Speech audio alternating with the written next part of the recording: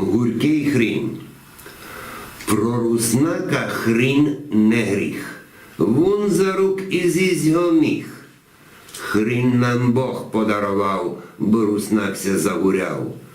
Хоть гурька се загура, як ізіж утікать жура. Памороки вбалять, суєту в душі гасять. Нищать так не мерегує, покой руснак нараз чує.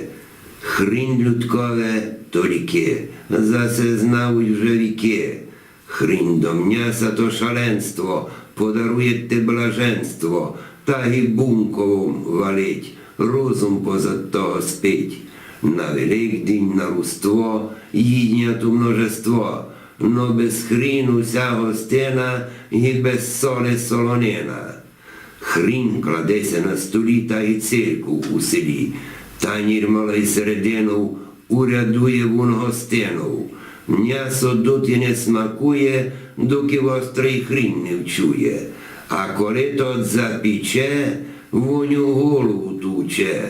Нелем, що вдаряй пекниця, і паранна молодиця смак божественний дарує. Фаєн черядник се чує, мліє, розум му тіче, коли хрін язик піче. Хрін гуркий сльози накличе, пару втопить, у жар мече, в роті вогонь запалить, а язик піче болить, далі в голову вдарить, так, що розум се запарить. Кусать хрін та гіоса, вонь заливать тя роса. Памороки в голові, ноги і пенни живі, з голови феделку зривать, де то є, вонь се забивать. Кіть не тримнешся за стул, та й не припертий кул, мож упасти гурізнач, ці насміхавать на плач, лем по тому смаку чуєш, божественний, то благуєш. Радость жилами тіче, себе у хрін вже не піче, ще го їстися бажить, дяку хрін таку палить, про руснака хрін не фіглі, і колеса на біциклі, кіть хиблять, не дасться вести, се і воду жменьох нести. Ніє хріну на столі, не гостина се в селі.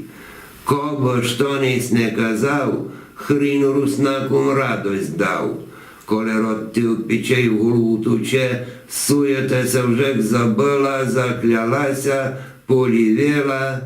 Хрін не боре не пасоля, гуркий хрін, гурка недоля, ситий з ним не будеш, їсти самий проклянеш. Гуркий хрін піче язик, тим ко цьому ще не звик.